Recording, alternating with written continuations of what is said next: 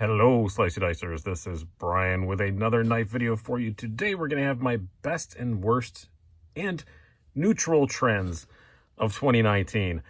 Reviewing a whole lot of knives this year, which is great. I really do enjoy doing it. It's a very fun thing to do, and I like getting my hands on so much stuff. But I've noticed some things. There's some stuff I'm really excited about that I want to see more of.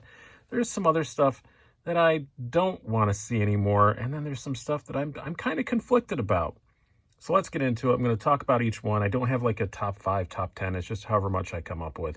And then I'm going to show a couple knives to illustrate each one. So let's get to it. I have a whole lot of knives here in front of me and a tray on my lap. So if I drop any or anything goes wrong, we're just going to keep it in. We're doing it live. So let's get going. One of my favorite trends of this year has been, and I think it was one of my favorite trends of last year too, I did a similar video of this, is smaller knives. And I don't just mean like truly small stuff, like, for example, the Steel Will Cubold. It's like a truly small knife. The new Spyderco Insistent, fairly new Spyderco Insistent. I like little knives like this. That's cool. But I'm just talking about like smaller knives, especially like smaller versions of knives that we already like.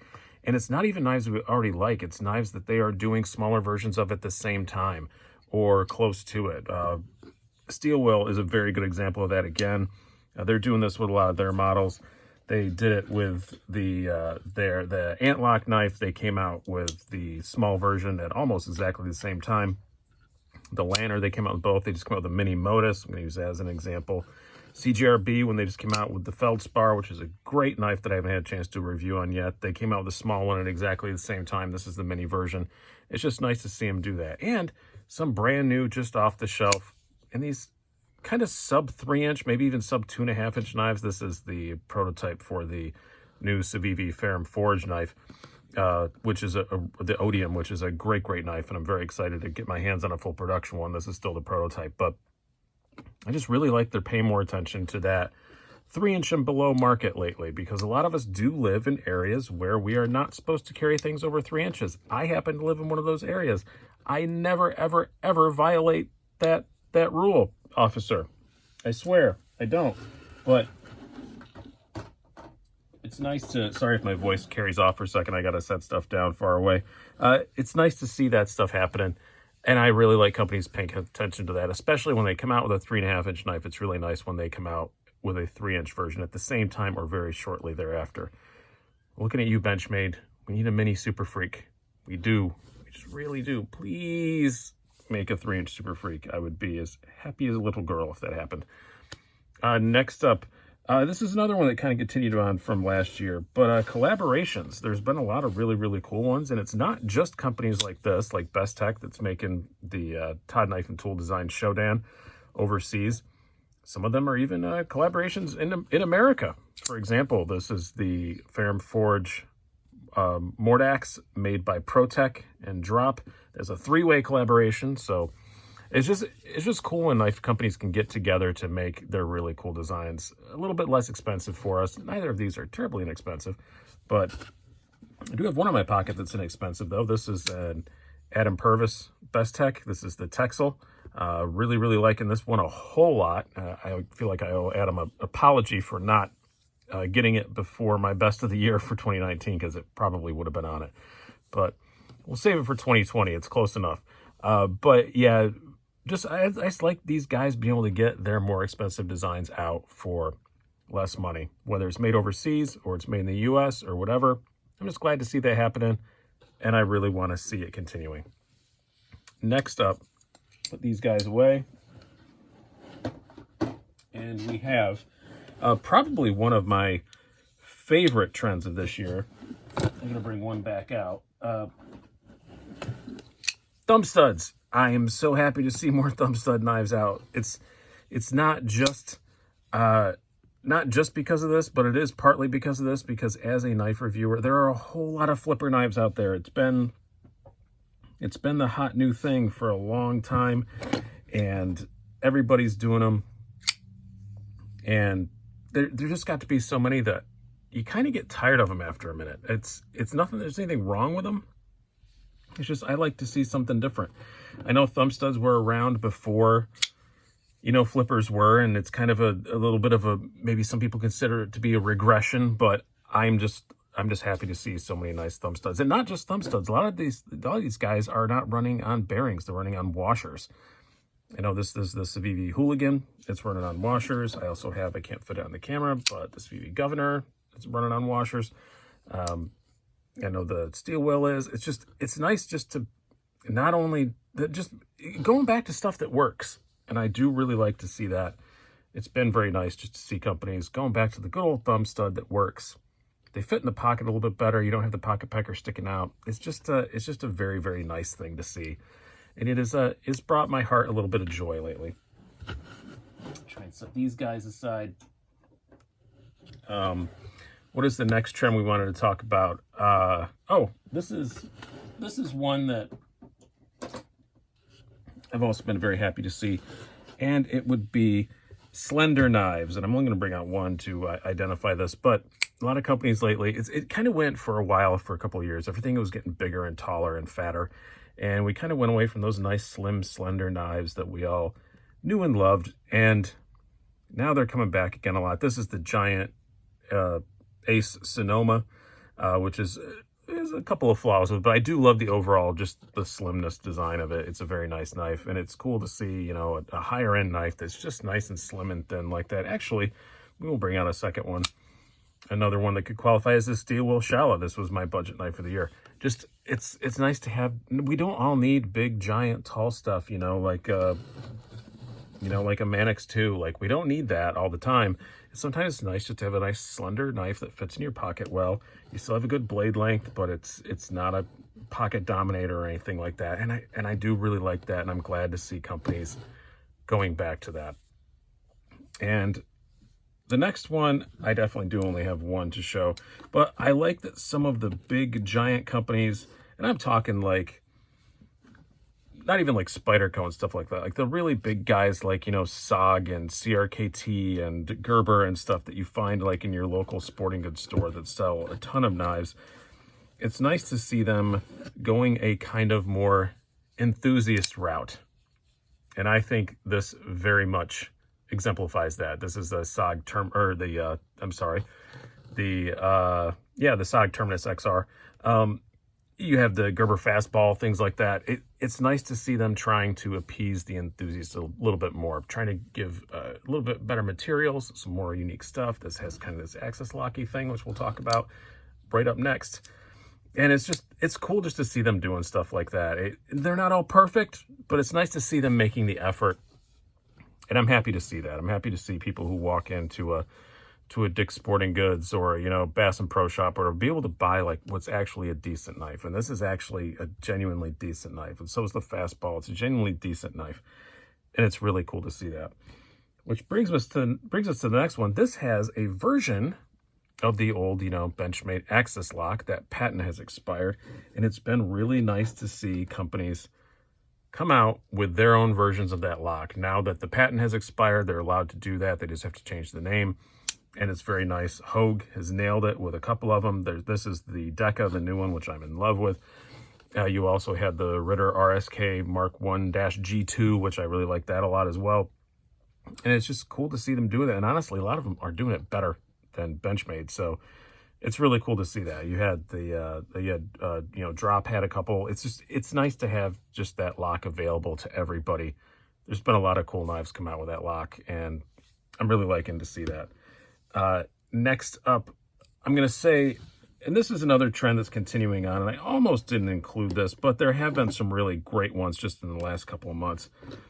Modern slip joints. I like slip joints. I don't carry like more traditional stuff. This is just a Rough Rider, but like I don't normally carry stuff like this because I like stuff with a pocket clip. I don't like stuff that just rattle around the bottom of my pocket. It's just kind of how I am.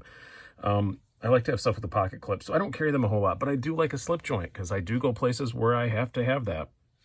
And it's nice to see ultra modern stuff. Like this is Monterey Bay Knives EWC, great freaking knife, Ray Laconico design. You can tell he always has his name on the spine there. And it's just a really cool modern take on a slip joint. I mean, it's a slip joint, but it's a flipper and like a top flipper. That's really cool. It's just cool to see stuff like this coming out. I reviewed the Real Steel Luna Great knife. Was really happy with that. It was amazing. And I'm just happy to see more stuff like this. Just, yeah, make a slip joint, but make it cool. Make it something that I want to carry. Something. This is actually a slip joint that, like, you can fiddle with. You know, it's actually, like, fun just to sit and play with, which never would expect that from a slip joint. Very happy to see that. Now we'll go to the neutral. We're going to end with the bad, but the neutral. And this is one that I went back and forth on. I had it in the good, I had it in the bad, and it kind of inspired me to make the neutral category. And that would be front flippers. I like them. The three I have here are ones that I really, really like. So these are all really good. So the bad doesn't apply to this, but front flippers are a new hot trend. You know, you can do the cool little thing. I'm going to try and name all the knives. I'm sure I'm going to miss some. This is a Pena front flipper. That is a Boost Blades Mini Smoke, and the SIVB McKenna. These are all great, and it's cool. The front flippers are a lot of fun. It's a lot of fun to be able to play with them in front of your friends and show, like, weird stuff. And, you know, they can't open it, but you can. Yeah, that's kind of neat. It's fun, and they are a lot of fun. But a lot of companies haven't figured out how to do it yet, and they're still making them anyway. And I've had some really terrible ones cross my desk in the last year. And I know it's the hot new thing, but some knives you think, even though I just said I get tired of flippers, some knives you think, this would have been better just as a regular flipper. The front flipper is kind of a pain. I don't really want to deal with it. So it is a neutral thing. I don't know. It's definitely a trend. We're going to be seeing more and more and more front flippers. Some are great, some are not. But you're going to see more of them. But these three happen to all be awesome, especially this one. And it's not mine, sadly. It's a loaner from Stasa23. Go check out his channel. For some reason you haven't. I told him he's going to have to send ninjas to come and get it. But now, the other neutral one I have, and this is mostly positive, but it is the huge amount of D2 we're seeing. So it's great that a lot of companies aren't doing 8CR anymore. This is a Kershaw, the CQC4XL. I'm probably not getting that right. It's a very long name. Used to be 8CR, now it's D2. Great. We have the Honey Badger. You know, used to be 8CR, now it's D2. Great. Awesome. But everything is D2 now. Everything. And it's kind of, again, like the flipper fatigue. I'm just tired of it. And it's a very, very widely, like, a very, I'm trying to figure out the proper way to word this. D2 in China is not a, like, set thing as far as I understand, like other steels are. Like S35VN is S35VN is S35VN. D2 is just kind of what they call tool steel. So the composition of the metal is very wide-ranging amongst companies. It's all still better than stuff like 8CR, or most of it is anyway. It's all still better than stuff like that. But sometimes it's just like you don't know exactly what you're getting. I've just noticed that through companies, some companies' D2 is infinitely better than others, and it's really hard to tell. And there are some ones that really annoy me. For example, one of my favorite knives, it was on my top 10 of the year, and I love the knife, but this is the, put these two away, this is the SIVB Shredder, and love the knife. It's a great knife, don't get me wrong, and even in the D2, it's completely fine. But they have 9CR18 MOV. They made a lot of knives in 9CR a while ago, and now they don't anymore. Hardly anything is coming out from them, that 9CR. The 9CR18 was a great steel. There's 14C28N out there. 154CM is pretty darn cheap now. It's just like, you don't have to use D2. Just everybody's using D2, and I'm just kind of tired of it. So I would just like to go back to some of the more stainless steels, and, you know, like I said, 9CR, 14C28, 154, that kind of stuff. I'd really like to see that again. I'm getting kind of bored with D2. So, and again, like I said, it depends on the company you're getting it from. Most of them do it good. All the ones I've shown you here on the table do it well. But there are some other ones that just don't do it well. So there's that. Now, for the worst trends, we're going to end on a bad note. I know that's not a bad thing, or not a good thing to do, but I'm doing it anyway. That would be, here's one trend that has been driving me the most crazy, and I don't have it charged up, so you're not going to be able to see it anyway. But yeah, glow in the dark. This is a real steel Cetus with the blue glow in the dark scales and the glow in the dark backspacer from it's a White Mountain Knives exclusive. Why do you do this? I don't get it. I don't get the glow in the dark. It just drives me nuts, and it hardly ever lights up because it's usually in your pocket. And you know, glow in the dark, like when you were a kid, you have to have it out in the light to charge it up. And why? Like, this is shred carbon fiber. This one happens to look fantastic without it being lit up, which is great. But some of them look terrible when they're not lit up. And just why? That's it. Just why? I don't get why. No one's been able to explain to me why. And yes, if you drop it in the dark, you can find it, but it's been in your pocket in the dark for the last few hours, so it's not going to be lit up. It doesn't look cool. It looks cheap. This lights up blue, which when it does light up, which it doesn't do very well, by the way, that's cool, I guess, that it's blue, but still, it's just, I don't, nope, no. Stop it with the glow in the dark. We don't care, and especially, do not charge me extra for the glow in the dark. Do not charge me extra for that. And yeah, I'm going to switch these up. I had them in a different order, but another thing that's making me mad is there's the resale value on sprint runs. This is actually a giveaway knife. I've already given away to the guy. He sent me something to work on that I haven't finished yet, so I haven't sent it out yet. But this is a Spyderco Crewwear, the Knife Center exclusive. It's the best example I had.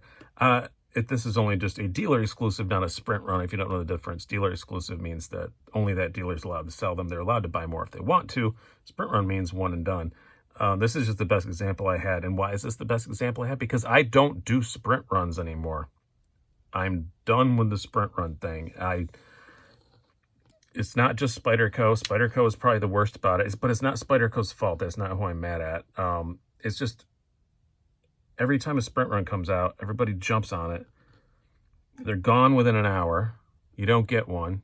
You go in the secondary market the next day, and a knife that you paid $200 for is $400 on eBay or Blade Forums or whatever. And it happens with every single one. And every time I've gotten a sprint run in, I've shown it on a video, and the same exact thing happens. I get it. I intend to keep it. I'm like, this is a sprint run I'm just going to actually use.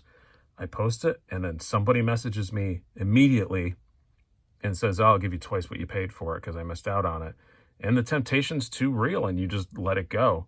So I just don't even bother with them anymore because I'm never going to keep them because they're too valuable. So the second you get them, they're too valuable. And I just hate the speculation market. I've never bought a knife to flip it. I'm not that kind of guy.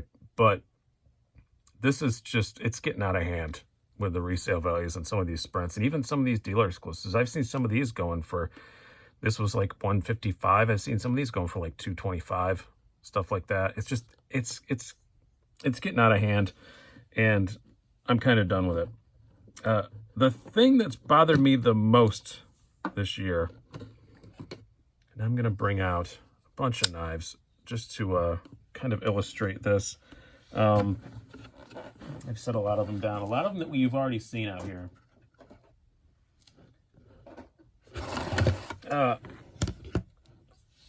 There are too many. It's too many. Steel Will, SIVB, I think, are two that are the biggest offenders in this, I guess. They come out with good designs, but oh my Lord, slow down for a second. Just give me a minute to breathe. That's all I ask. It's just, every time I turn around, it's like you're on Instagram and it's like every minute there's another new knife. And it's mostly the Chinese manufacturers. Steel Will is not a Chinese manufacturer. Well, they're all made in China, but they're not a Chinese company. But still, it's just boom, boom, boom, boom, boom, boom, boom, boom, boom. And okay, great. That's fine. And a lot of them are really great. But holy crap, slow down. That may be something that only bothers me as a reviewer. I'm sure it's probably great for you consumers, but I guess I'm a consumer as well. But you know what I mean. But as a reviewer, it's like, wow, I can't keep up anymore. And it's just give me a minute. Just give me a second to breathe. That's all I ask for. It's getting pretty crazy. So as long as you're pumping out good stuff, great. But I feel like a lot of these companies are just throwing stuff at the wall to see what sticks. And you can tell that because they release 12 new models in as many months, and then they all sell out immediately and they never come back. And the only ones that come back are the really, really good ones. And I don't know if I want to say I feel like we're their beta testers, but it kind of does feel like that sometimes. When you just design 6, 7 knives in as many months and you throw them out there and then you only keep 2 in the lineup, it does feel a bit disingenuous, I guess is the best word to say it. And it's just getting old. Just spend more time making a lot of the really good ones instead of making a few of the ones that you don't know if they're good or not, and trying to determine which ones we're going to like and which ones we aren't. So I hope that makes some sense. It's a bit rambly. This whole video is a bit rambly, but I hope you've enjoyed it. And we're almost at the end of the year. I'm going to have one more video out tomorrow on New Year's Eve, and then New Year's Day we have a big giveaway video. So hope you guys have enjoyed this. I've been Brian. Have a good one.